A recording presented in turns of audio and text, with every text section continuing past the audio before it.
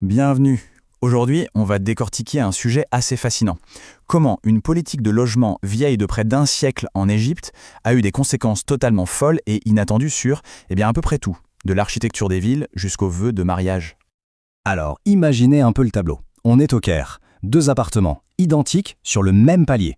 Le loyer du premier est de 40 000 livres égyptiennes par mois. Celui de son voisin, juste à côté, est de 40 livres. Non, ce n'est pas une faute de frappe, c'est 1000 fois moins. C'est ça, la réalité du marché du logement en Égypte. La question qui brûle les lèvres, c'est évidemment, mais comment c'est possible? Et plus étrange encore, qu'est-ce que tout ça a à voir avec le mariage? C'est ce puzzle qu'on va essayer de reconstituer. Pour comprendre ce casse-tête, il faut faire un petit bond dans le passé. Tout commence pendant la Première Guerre mondiale, avec des mesures d'urgence qui, au départ, ne devaient absolument pas durer. Et c'est là que c'est intéressant de voir l'enchaînement. Ça commence en 1920, c'est temporaire, c'est pour la guerre. Sauf qu'en 1947, hop, ça devient permanent. Et puis le coup de grâce, si on peut dire, arrive en 1969, sous Nasser. Le logement est sanctuarisé comme un droit social. Et c'est ça qui va figer le système pour des décennies. Et voici la clé de voûte de ce système, un truc assez unique, l'héritage du bail. Imaginez un peu, un contrat de location qui n'a pas de date de fin et qui peut se transmettre de père en fils, comme un bien de famille. Le loyer, lui, ne bouge jamais.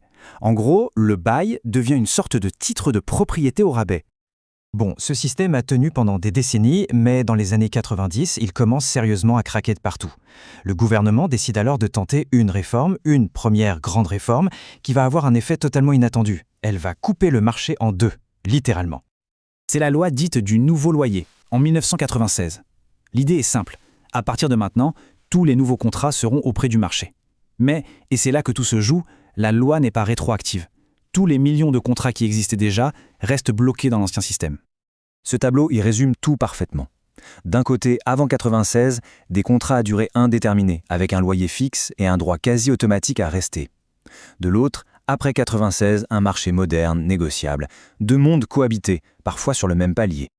Mais là où cette histoire économique devient vraiment incroyable, c'est quand on regarde son impact sur quelque chose de très intime, de très personnel, la décision de se marier. Les sociologues ont même donné un nom à ce phénomène, le waithood, qu'on pourrait traduire par l'âge de l'attente. En Égypte, la norme culturelle est très forte. Pour se marier, un couple doit avoir son propre logement. Mais quand l'accès à ce logement devient une montagne financière, toute une génération se retrouve bloquée, en salle d'attente de sa propre vie d'adulte. Pour se rendre compte de l'obstacle, on estime qu'il fallait l'équivalent de 3 ans de salaire pour un jeune homme, juste pour les frais de départ. Sous l'ancien système, pour espérer décrocher un de ces fameux contrats, il fallait souvent payer un pot de vin au propriétaire, le fameux kimoni, autant dire mission impossible pour beaucoup. Et c'est là qu'on observe un paradoxe total. Les données montrent que la loi de 1996, en créant des loyers de marché plus chers, a en fait facilité les choses. Comment? En supprimant le kimoni. Du coup, le coût pour s'installer est passé de presque 15 000 livres à un peu plus de 10 000. Et les recherches universitaires sont formelles. En libérant de l'offre de logements locatifs, même plus cher au mois, la loi de 1996 a directement fait baisser l'âge du mariage. La probabilité pour un jeune homme de se marier a bondi de 14% dans les zones où il y avait plus de ces nouveaux logements disponibles. Donc, la loi de 1996 a été une bouffée d'air frais pour les jeunes couples. Mais pendant ce temps, l'ancien système, lui, continuait de s'effondrer sur lui-même, créant une crise profonde pour les propriétaires et pour les villes. Le terme utilisé, capital mort, est parfait. On parle de millions de logements laissés à l'abandon, vides. Ils ne génèrent aucun revenu. Ils ne logent personne. C'est une richesse immobilière colossale, complètement gelée, paralysée. Les conséquences étaient désastreuses. Sans revenus, les propriétaires n'entretenaient plus. Le patrimoine architectural magnifique de villes comme le Caire s'est dégradé. Des propriétaires se sont retrouvés à subventionner des locataires parfois bien plus riches qu'eux. La situation est devenue tellement absurde que certains en sont arrivés à des mesures extrêmes, saboter leur propre bâtiment avec des produits chimiques pour le faire déclarer insalubre et récupérer le terrain. Ça en dit long sur leur désespoir. Clairement, cette situation ne pouvait plus durer. Elle était devenue une bombe à retardement qui a fini par exploser devant les tribunaux, forçant une refonte totale du système. Et voici les 2 dates qui ont sonné le glas de ce système centenaire. D'abord, fin 2024. La plus haute juridiction du pays déclare le système inconstitutionnel. Puis, quelques mois plus tard, en 2025, de nouvelles lois organisent la fin progressive de tous les anciens contrats. Le marché allait enfin être réunifié. Mais qui sont les locataires qui vont être touchés par ces changements?